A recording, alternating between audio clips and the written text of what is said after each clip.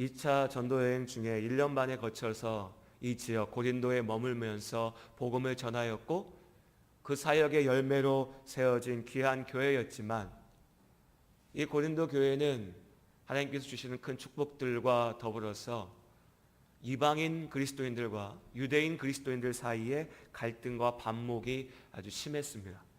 우리가 이미 고린도전서의 말씀들을 통해서 보았던 것처럼 이 고린도 교회 안에서 교리적인 논쟁도 끊이지 않았습니다. 서로 내가 믿는 예수님이, 서로 내가 바라보는 관점이 이것만이 옳은 것이라고 주장하며 다투고 싸웠습니다. 정작 그 가운데 있어야 될 사랑의 모습은 제대로 보이지 않았습니다.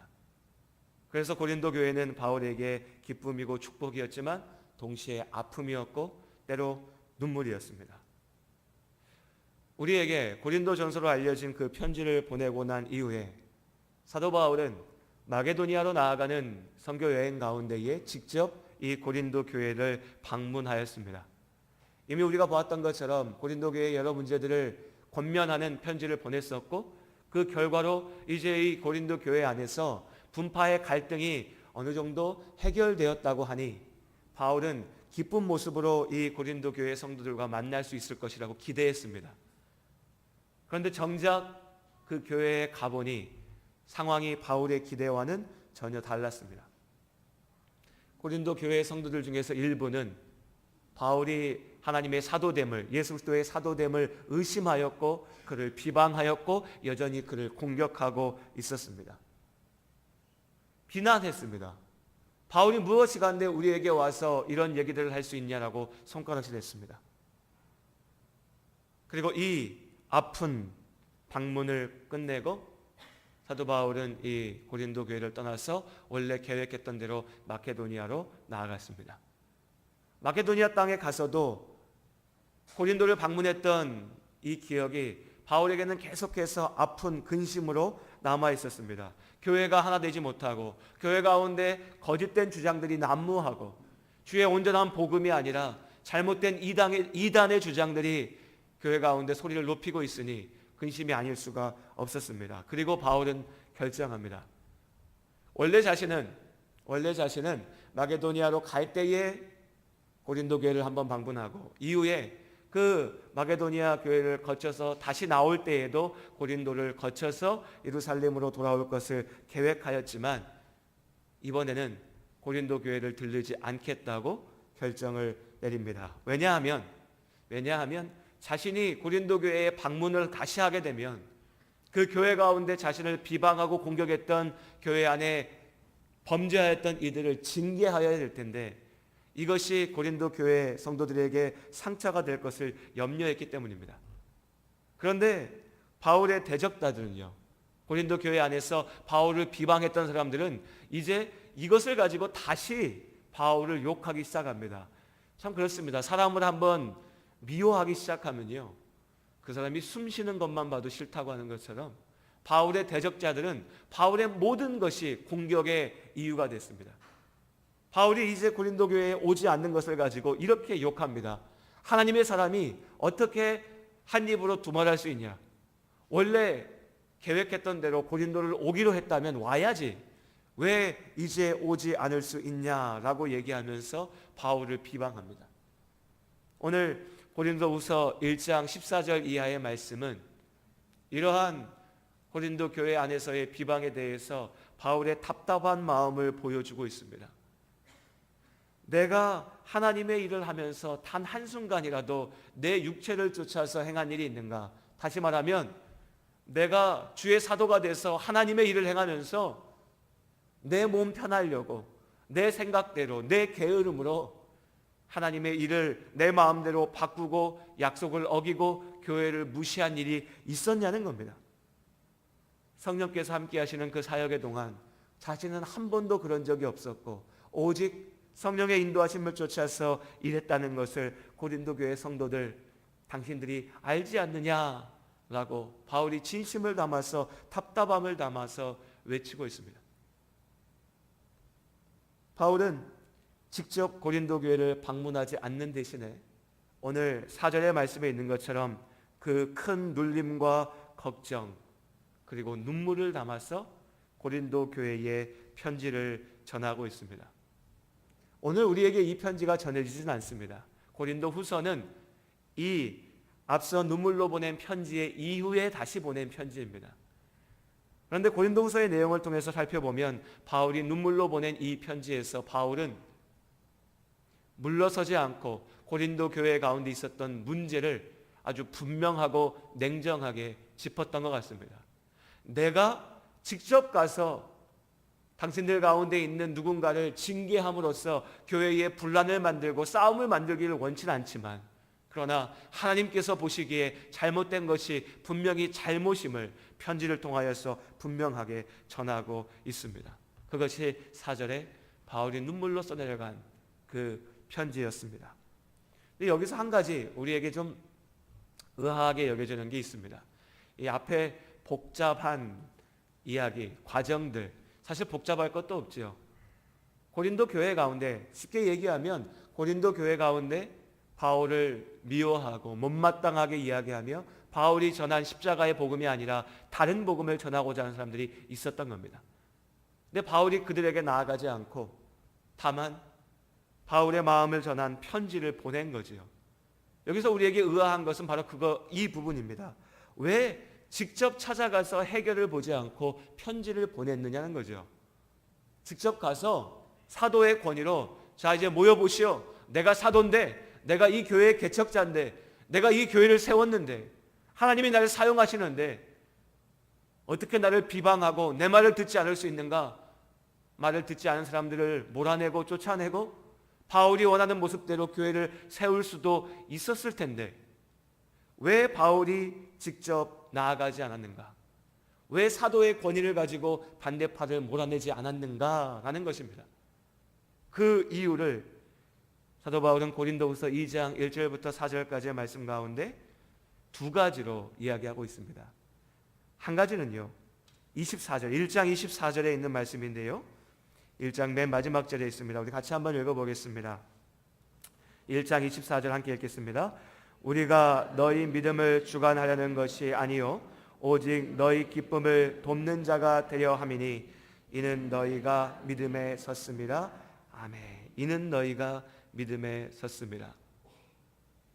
바울의 마음만 한번 생각해 보십시오, 여러분. 여러분이 바울이라면 내가 헌신해서 세운 교회, 내가 항상 마음에 품고 기도하며 지키는 그 교회가, 그 교회 가운데 일부가 이제 나를 비방하고 나를 미워하고 나에게 손가락질할 때 여러분이 바울이라면 어떻게 하겠습니까? 우리 사람의 마음 같다면 어떻게 하겠습니까? 쫓아가서 니들이 뭔데 그렇게 얘기하느냐? 내 권위를 가지고 몰아내버릴 겁니다. 바울은 그렇게 하지 않았습니다. 왜요? 내가 너희의 믿음을 주관하는 것이 아니라 너희의 기쁨을 돕는 자가 되기 위해서라고 얘기합니다. 사도 바울이 그 교회의 주인이 아니기 때문입니다. 바울이 성도들의 머리 위에 서 있는 것이 아니라 바울에게 하나님께서 맡기신 사명은 그 성도들을 기쁨으로 돕는 자이기 때문입니다. 바울이 고린도 교회에 있는 사람들이 믿음을 갖게 하는 것이 아니라 하나님께서 그들에게 믿음을 주신 것을 알기 때문입니다. 이것이 우리가 자주 빠지는 함정이고 자주 무너지는 자리입니다. 먼저는 목회자들에게 그렇습니다. 많은 목회자들이 교회가 내 것이라고 생각합니다. 내가 세웠다고 생각하고 내가 이루었다라고 생각합니다. 교회의 성도들이 내 사람이라고 생각합니다. 착각이지요. 오해입니다. 미련한 일입니다. 그 수고와 헌신을 한순간에 무너뜨릴 수 있는 생각입니다. 결코 그렇지 않습니다. 사도 바울조차도 그렇지 않습니까, 여러분? 바울이라면, 인간적인 마음에 바울이라면 그렇게 주장할 수 있을 것 같지 않습니까? 목숨 걸고 가서 복음을 전했는데요. 하나님의 능력을 전했는데요. 하지만 그 바울이 이야기합니다. 내가 너희 믿음을 주관할 수 있는 것이 아니라는 겁니다. 그렇게 할 수 있는 것도 아니고 그렇게 해서도 안 되는 겁니다. 교회의 주인은 오직 하나님 한 분뿐인 줄로 믿습니다. 여기에 대해서는 더 이야기할 필요가 없겠지요. 목회자야 저 혼자인데 뭐 여기에 대해서 무슨 얘기하겠습니까? 다만 우리 교회 가운데 장로님, 또 우리 권사님들, 집사님들, 이 교회를 오랜 시간 지켜오신 분들, 또 앞으로 오랜 시간 지켜가실 분들, 우리 한 마음으로 이 말씀을 기억하기로 합니다. 교회를 지키는 것은 우리가 아닙니다. 하나님께서 지키신 줄로 믿습니다. 우리가 누군가의 믿음을 대신해 줄 수도 없습니다. 우리가 그 사람들의 믿음을 책임질 수도 없습니다. 우리는 그저 기쁨으로 돕는 것일 뿐입니다. 이 자리에 많이 계신 성도님들의 입장에서 이 말씀을 바라본다면, 여러분의 믿음을 하나님과 나 사이에 온전하게 세워가시기를 주님의 이름으로 권면드립니다. 많은 성도들이요, 하나님과 나 사이에 누군가를 세우려고 합니다.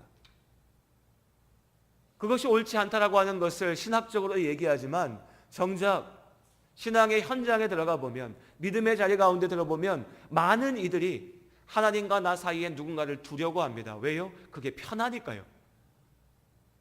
목사를 통해서 내 믿음을 지키려고 하고, 교회를 통해서 내 믿음을 지키려고 합니다.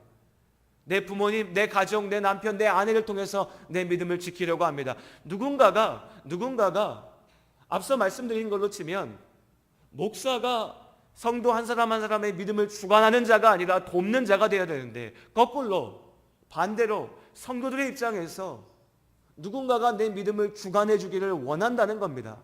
왜요? 그게 편하니까요. 누군가가 얘기하는 대로 신앙생활하는 게 편하니까요. 누군가의 권위에 의지해서 신앙생활하는 게 편하니까요. 아, 우리 목사님 얘기했어, 나 그렇게 할 거야.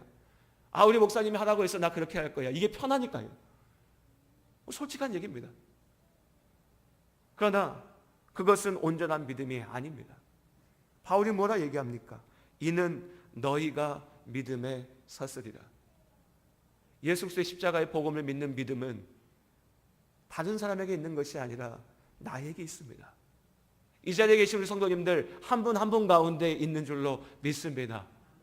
그럼 우리가 무엇 위에 우리의 믿음을 세워야 됩니까? 사람입니까? 교회입니까? 제도인가요? 내 가족인가요? 아닙니다. 예수 그리스도의 십자가의 복음입니다. 그 십자가 복음 위에 내 믿음을 세워가는 겁니다. 그 누구도 나를 대신해서 내 믿음을 세워줄 수는 없습니다. 하나님께서 나를 믿음 위에 세우기 위해서 주시는 수많은 도움의 손길들이 있지만, 목사도 그런 도움 가운데 하나겠지만, 결국 내가 주의 복음 앞에 서는 것은 내가 하는 일입니다. 내가 믿음 위에 섰을 때에 내 믿음을 보시고 하나님께서 우리를 구원하실 줄로 믿습니다. 사람이 아니라, 교회가 아니라, 어떤 제도가 아니라 예수 그리스도의 십자가의 복음을 바라보며 믿음 안에 나아가시기를 주님의 이름으로 권면해 드립니다. 사도 바울은 이 원리를 알았습니다. 고린도전서의 편지를 통해서 그들을 권면하였고, 직접 만나서 권면했습니다. 복음을 전하였습니다. 가지 않은 것이 아니었죠. 그런데 이제 이 수준에 나왔다면, 이제 이 정도로 믿음을 가졌다면, 고린도 교회 성도들이 언제까지 어린애처럼 자기 자리에 앉아가지고 칭얼대면서 사도 바울이 우리의 문제를 해결해 주겠지라고 있을 수 없다는 겁니다. 이제는 당신들이 그 믿음 가운데 결정해야 된다는 겁니다. 이것이 사도 바울이 고린도 교회 가운데 직접 나아가지 않은 이유입니다. 여러분의 믿음을 돕기 위하여서 하나님께서 세워주신 많은 것들이 있습니다. 목회자가 있고, 교회의 제도가 있고, 여러분을 위해서 기도하며 여러분 옆에서 믿음의 권면을 전하는 많은 사람들이 있습니다. 거듭 말씀드리지만 여러분, 그렇지만 주님 앞에 섰을 때에 하나님께서 여러분께 묻는 것은 목사의 믿음이 아니라, 여러분을 위해서 기도하는 그들의 믿음이 아니라, 이 자리에 앉아 계시는 한 분 한 분 여러분의 믿음입니다. 어린아이와 같이 항상 제자리에 앉아있는 믿음이 아니라 날로 말씀 앞에 자라나는 믿음, 주님 앞에 결단하고 삶을 바꾸어 나아가는 온전한 믿음으로 서시기를 주님의 이름으로 축원합니다. 그리고 두 번째, 바울이 고린도 교회 가운데 직접 나아가지 않았던 이유는 이 교회의 화평을 지키기 위해서였습니다. 2절의 말씀에 보면 내가 너희를 근심하게 한다면 내가 근심하게 한 자밖에 나를 기쁘게 할 자가 누구냐?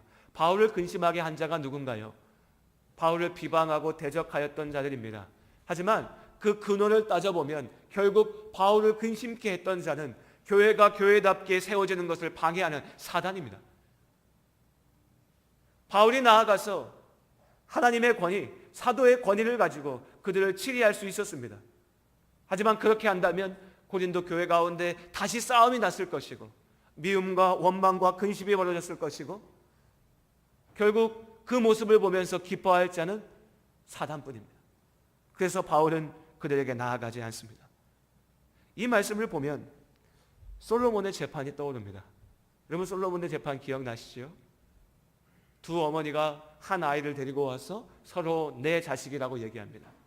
솔로몬이 어떻게 진짜 어머니를 찾습니까? 솔로몬이 이 아이를 둘로 나누어서, 끔찍한 얘기죠. 둘로 나누어 가지고 서로 반반 가지라고 했을 때에 진짜 어머니는 차마 그러할 수 없기에 내 자식이지만 내가 그 아이 포기하겠습니다라고 얘기할 때 가짜 어머니는 네 좋습니다. 나눠버리죠. 그렇게 나눠서라도 내 욕심 채울 수 있으면 괜찮습니다 라고 이야기합니다. 오늘 이 이야기 가운데에 바울을 비방하면서 자기가 진짜 복음을 알고 있다라고 주장했던 그 사람은, 바울을 근심하게 했던 자, 고린도 교회를 근심하게 했던 그 사람은 교회가 하나님 앞에 온전한 화평을 누리는 것에는 아무런 관심이 없었습니다. 내 목소리 내일 수 있었으면 됐습니다. 내가 큰 소리 쳤으면 됐고 내가 교회 가운데 인정받을 수 있으면 그것으로 충분했습니다. 하지만 바울은 그럴 수가 없었습니다. 왜냐하면 이 교회는 바울의 소유물도 아니었고 바울이 마음대로 할 수 있는 것도 아니었고 바울의 명예를 위해서 있는 것도 아니었고 하나님께서 세우신 하나님의 교회였기 때문입니다. 그래서 바울은 자기가 욕먹어도, 자기가 손가락질 당해도, 자기가 미움받아도 그 교회에 가서 큰소리침으로 교회를 나누어 놓는 것보다는 하나님께서 책임지실 것을 믿고 고린도 교회 성도들의 손 앞에 이 문제를 맡겼습니다. 믿음 없어서 그런 것이 아니죠. 포기한 것이 아닙니다. 어찌 보면 어려운 일이었습니다. 자기의 기득권을 내려놓는 것이었습니다. 큰소리 칠 수 있는 자리를 내려놓는 거였습니다. 포기하는 거였습니다. 하지만 바울은 그렇게 했습니다. 왜요? 교회를 지키기 위해서요. 그것이 목회고 그것이 선교고 그것이 믿음의 일이니까요. 하지만 그렇게 내려놓는 동안에 바울은 분명히 믿었습니다. 교회를 지키시는 이가 하나님이심을 믿습니다. 우린 때로 이 분명한 사실을 잊어버립니다. 내가 하지 않으면 안 된다고 생각합니다. 내가 나서지 않으면 무언가 일이 되지 않을 거라고 생각합니다. 지금 내가 봤을 때에 있는 이 문제가 해결되지 않으면 이 교회가 어마어마한 문제에 빠질 거라고 생각합니다. 하지만 그 모든 문제들보다 더 중요한 게 뭐냐면 우리가 이 교회 가운데 사랑을 잃지 않는 겁니다. 주의 몸된 교회가 화평을 잃지 않는 겁니다. 바울은 그래서 자기의 답답함과 눌림과 걱정과, 바울도 사람인데 왜 분노가 없었겠습니까?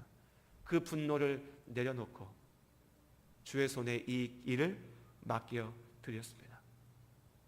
이 모든 일의 중심에는 사랑이 있었습니다. 바울이 눈물로 써내려간 그 편지의 중심에는 주의 몸된 교회를 사랑하는 사랑이 있었습니다.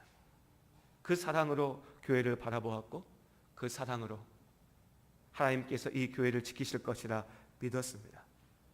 그래서 바울은 기다렸고 이어지는 5절 이하의 말씀에 보면 바울의 그 눈물의 편지를 받은 고린도 교회의 성도들이 자신들 가운데 있었던 그 문제를 깨닫고 그 문제를 만든 자를 징계하고 교회를 온전한 모습으로 회복해 되었다는 것을 우리가 알 수가 있습니다.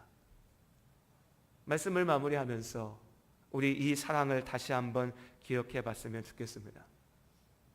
교회가 함께 서로 사랑하지 못하면 서로에게 큰 상처와 아픔이 됩니다. 사람이 모여 있는데 어딘들 오해가 없을 수 있겠습니까? 문제는 우리 가운데 사랑이 없으면 그 오해가 미움이 되고 사단이 이 미움을 통하여서 우리를 무너뜨리게 된다는 겁니다. 예, 물론 우리 가운데 오해가 아니라 오늘 고린도 교회에 있었던 것처럼 바울을 근심하게 하고 고린도 교회를 근심하게 하는 자, 그러니까 사단의 도구가 되어서 교회 가운데 분란을 일으키고 거짓된 것을 주장하고 죄악의 문제를 가지고 들어오는 사람들이 분명히 있을 수 있습니다. 그들을 어떻게 무너뜨릴 수 있는가? 그들을 어떻게 없애야 되는가? 어떻게 우리가 사단의 종된 이들에 맞서 싸울 수 있는가? 결국 그 싸움의 중심에도 사랑이 있습니다. 결국은 미움과 미움으로 싸우는 것이 아니라 사랑으로 고쳐야 됩니다. 그래서 어렵습니다. 그래서 힘들고 아픕니다. 하지만 예수님께서 우리에게 주신 답은 너무나 분명합니다. 믿음의 공동체 안에서 부딪히는 문제는 사랑으로 해결해야 됩니다. 예수님께서 십자가의 은혜로 이 답을 우리 가운데 보이신 줄로 믿습니다. 이 저녁에 나오신 우리 함께 모든 성도님들, 우리가 먼저 사랑으로 이해하고 사랑으로 기도할 수 있기를 원합니다. 한 주, 두 주를 보내면 제 귀에 여러 가지 소리들이 들립니다. 이 집사님은 이래서, 저 성도님은 저래서. 제가 듣는 얘기보다 더 많은 것들을 제가 혼자 마음속으로 생각하고 있습니다. 저 집사님은 왜 그러실까? 저 성도님은 왜 그러실까? 그런데 그때마다 하나님께서 주신 답은 똑같습니다. 네가 먼저 사랑하고 네가 먼저 기도하라는 겁니다. 잘 아시지만 제가 그렇게 착한 사람이어서 그런 것이 아닙니다. 정말 성질나고요, 화나고요, 답답하고 속상할 때도 있습니다. 하지만 나를 보시는 예수님의 마음은 더 답답하시고 더 속상하시고 오늘 바울처럼 더 많은 눈물을 쏟으셨을 것이라고 믿습니다. 그래서 우리가 다시 한번 사랑합니다. 다시 한번 십자가 앞으로 나아갑니다. 믿음의 길을 나아가는 모든 시간 동안 여러분, 우리가 미워하기보다 사랑할 수 있기를 원합니다. 불평하기보다 먼저 안아줄 수 있기를 원합니다. 바울처럼 때로는 내가 가진 것을 내려놓아야 되는 그 자리에 믿음으로 그것을 내려놓고 나아갈 수 있는 참된 용기가, 참된 믿음이 우리 가운데 있기를 소원합니다. 우리 오늘